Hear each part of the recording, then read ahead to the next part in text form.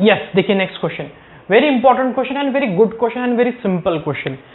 इस क्वेश्चन में मैं सबसे पहले आपको एक बात बता देना चाहूंगा कि अगर आप जैसे क्वेश्चन रीडिंग करेंगे, a random variable capital X has Poisson's distribution. देखिए ये वर्ड मैं आपको पहली बार बता रहा हूँ और बहुत ही सिंपल सा वर्ड है और बहुत ही सिंपल सा कॉन्सेप्ट है। मैं आपको बोलना चाहूंगा कि ये पॉइजन डिस्ट्रीब्यूशन के ऊपर क्वेश्चन ऐसा सिंपल वाला भी पूछ सकता है, या आपको एक बहुत लंबा चौड़ा वर्ड प्रॉब्लम बना के भी वो पॉइजन डिस्ट्रीब्यूशन में क्वेश्चन बनाकर दे सकता है। सो आपको ध्यान रखना है पॉइजन डिस्ट्रीब्यूशन, अगर ये शब्द आपको कभी भी आपके क्वेश्चन में दिखाई दे, है ना, किसी भी प्रोबेबिलिटी के क्वेश्चन में, तो आप बस इसका फॉर्मूला याद रखिएगा कि P of x is equal to R is equal to e raise to power minus m into m raise to power R और अपॉन में फैक्टोरियल R। सिंपल सा फॉर्मूला है, e raise to power minus m, where m कौन है यहाँ पर, ये याद रखिएगा कि m होता है कौन, मीन। ठीक है, ये हुई एक चीज। और R शुड बी, है ना, R always be in integer, R हमेशा क्या रहेगा, इंटीजर में रहेगा। सो ये दो चीजें आप ध्यान में रखिएगा, मीन और इंटीजर। अब हमको बस ये फॉर्मूला यूज करना है और आंसर निकालना है। और क्वेश्चन में देखिए क्या बोला है, और मीन की वैल्यू भी दे रखी है। चलिए मीन की वैल्यू भी क्या दे दी है, बोले यहाँ पे m की वैल्यू क्या दे दी है क्वेश्चन में 2। ठीक है, तो फॉर्मूले में हमको m की वैल्यू चाहिए, r की वैल्यू एक और चाहिए। अब देखिए r के लिए क्या बोल रहा है कि x इज ग्रेटर देन 1.5।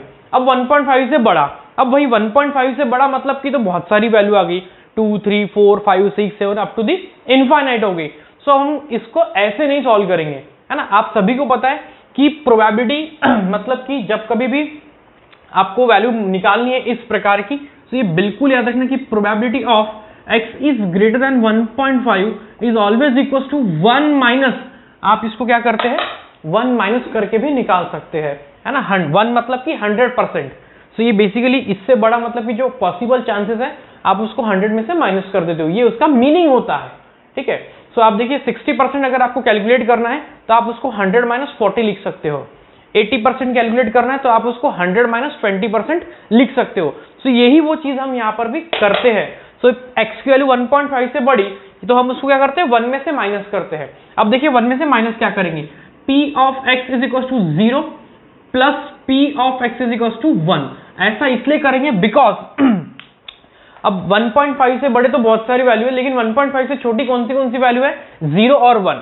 मैंने क्या बोला है कि r शुड बी इंटीजर, तो r की वैल्यू हमेशा इंटीजर में होनी चाहिए और निगेटिव नहीं हो सकती, निगेटिव इंटीजर नहीं। सो इसलिए 0 और 1।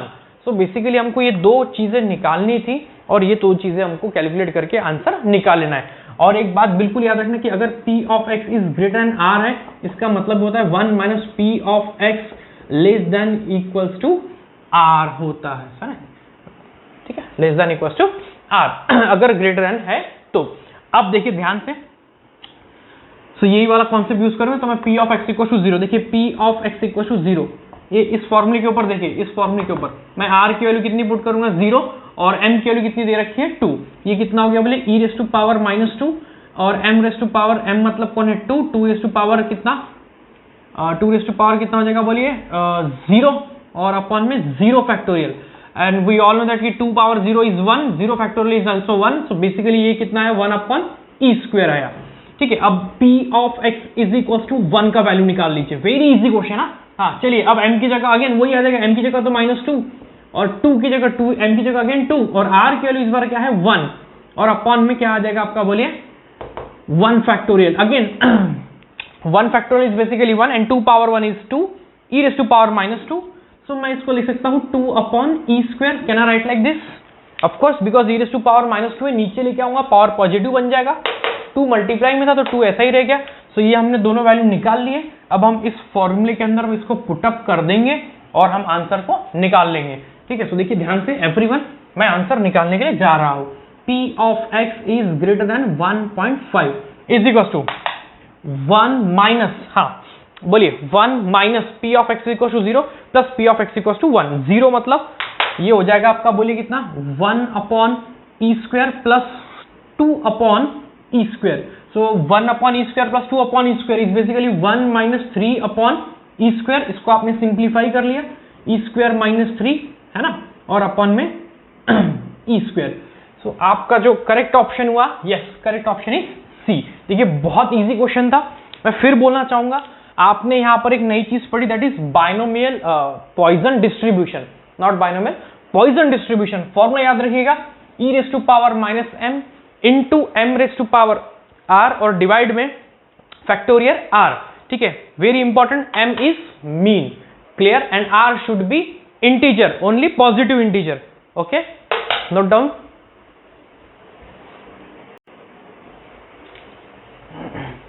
यस, देखिए next question, again very good question. Question देखने से और पढ़ने से ऐसा लग रहा है कि काफी टफ है, बट क्वेश्चन बहुत सिंपल है, बहुत इजी है। कई बार क्या होता है कि कई स्टूडेंट्स अगर प्रॉपर स्टडी नहीं करते, क्वेश्चन को बराबर पढ़ नहीं पाते, तो वो क्वेश्चन को स्किप कर देते हैं, पर ऐसा नहीं है, क्वेश्चन बहुत सिंपल होते हैं, बस आप थोड़ा उसके ऊपर कॉन्सेंट्रेशन अच्छे से लगाइए। जैसे कि मैं इस समय ये क्वेश्चन देख रहा हूँ, in a telephone enquiry system the number of phone calls, मैं क्वेश्चन में एग्जाम में बैठा हूँ, मैं क्वेश्चन पढ़ना स्टार्ट कर रहा हूँ, the number of phone calls regarding relevant inquiry follow Poisson distribution. मैंने ये एक सबसे पहले कीवर्ड ढूंढ लिया, पॉइजन डिस्ट्रीब्यूशन। भाई हमको सर ने पढ़ाया था पॉइजन डिस्ट्रीब्यूशन मतलब क्या होता है, कि बोलिए p of x is equals to r is equals to बोलिए e raise to power minus m और into m raise to power r और अपॉन में फैक्टोरियल r। बस ये पॉइजन डिस्ट्रीब्यूशन अगर आपको याद रह गया, आपका क्वेश्चन सॉल्व हो गया एग्जाम में, ठीक है। जैसे ही पॉइजन डिस्ट्रीब्यूशन दिखा, मैंने वो लिख दिया, with an average 5 phone calls, ठीक है। फोन कॉल को छोड़िए, लेकिन जो मेरा कीवर्ड है विद एन एवरेज 5, मतलब देखिए वो 5 का जानबूझ के स्पेलिंग लिख दिया। स्पेलिंग लिखने से क्या हुआ, वो 5 छुप गया, लेकिन वो आपको बराबर पढ़ना है। अगर आप बराबर अच्छे से क्वेश्चन को पढ़ेंगे, आपको हर एक चीजें दिखना स्टार्ट हो जाएगी। अब एवरेज का मतलब बेसिकली क्या होता है, मीन, है ना। एवरेज का मतलब क्या होता है, बेसिकली मीन, और मीन मतलब ही इस फॉर्मूले में अभी हमने प्रीवियस क्वेश्चन में चेक करा, m मतलब कौन होता है, मीन, और मीन की वैल्यू क्या दे दी है, 5। अब द प्रोबेबिलिटी दैट, है ना, in the during the 10 minute time interval, इसका कोई मतलब नहीं है हमको। जो जैसे ही पॉइजन डिस्ट्रीब्यूशन दिखा, हमको सिर्फ दो बातें पकड़नी थी, m की वैल्यू और r की वैल्यू, बस। उसके बाद हमारा क्वेश्चन सॉल्व हो जाएगा, ठीक है। ये बाकी जो इतना बड़ा क्वेश्चन है, ये सिर्फ तामझाम दे रखा है उसने, आपको थोड़ा कंफ्यूज करने के लिए। The probability that there is at most 1, है ना, एट मोस्ट 1 मतलब ज्यादा से ज्यादा 1, यानी 1 से कम भी चलता। अब 1 से कम भी चलता मतलब कौन, 0। 1 से कम भी चलता मतलब कौन, 0 और 1। तो जो रिक्वायर्ड प्रोबेबिलिटी आपको उसने पूछी है, ठीक है, जो रिक्वायर्ड प्रोबेबिलिटी है वो basically p of x is equal to 0 plus p of x is equal to 1, ये पूछिए, दैट्स इट, क्वेश्चन सॉल्व, है ना। कुछ भी नहीं था और बाकी क्वेश्चन में ड्यूरिंग 10 मिनट टाइम पीरियड वगैरह वो सब पढ़ने की नीड ही नहीं है। तो आपको एटमोस्ट 1 मतलब 0 और 1 के लिए सॉल्व करना था। चलिए 0 को पुटअप कर दीजिए, आई थिंक अभी हमने किया था इसको। चलिए सो देखिए p of x is equal to 0, ये फॉर्मूले में देखिए मैं x की वैल्यू 0 और m की वैल्यू 5 पुटअप करने वाला हूँ। तो e raise to power minus 5 और m रेज टू पावर 0 और अपॉन में m मतलब 5 है भाई, 5 रेज टू पावर 0 और अपॉन में 0 फैक्टोरियल प्लस x r की वैल्यू 1 है, again e raise to power minus 5 और ये 5 रेज टू पावर 1 और अपॉन में 1 फैक्टोरियल। सॉल्व किया, 5 power 0 1, 0 factorial value 1, e power minus 5 मतलब कितना हो गया, 1 अपॉन e पावर 5 हो गया, है ना। ऊपर पावर नेगेटिव था, नीचे खींच के लाया, पॉजिटिव बन गया, प्लस e पावर माइनस 5 और ये 5 है, तो इसको मैं लिख सकता हूँ 5 अपॉन e पावर 5। समझ में आया क्या, क्योंकि 5 पावर 1 इज 5 और 1 फैक्टोरियल इज अगेन 1 और e पावर माइनस 5 था, नीचे खींच के लाया, पॉजिटिव बन गया। तो देखिए 1 upon e power 5 plus 5 upon e power 5, सो मेरा आंसर देखिए कितना सिंपल सा बन गया, 6 अपॉन e पावर 5। सो मेरा करेक्ट ऑप्शन क्या हो गया, बी। देखिए बहुत इजी क्वेश्चन था, लेंथी क्वेश्चन, वर्ड प्रॉब्लम्स कई बार हमको डरा देते हैं, पर डरने वाली कोई बात नहीं। अगर आप पूरी कॉन्सेप्ट्स को और पूरे अच्छे से पढ़ाई करके जाएंगे, आपको हर क्वेश्चन मैनेजेबल रहेगा और हर क्वेश्चन आप इजीली सॉल्व कर पाएंगे। नोट डाउन करिए।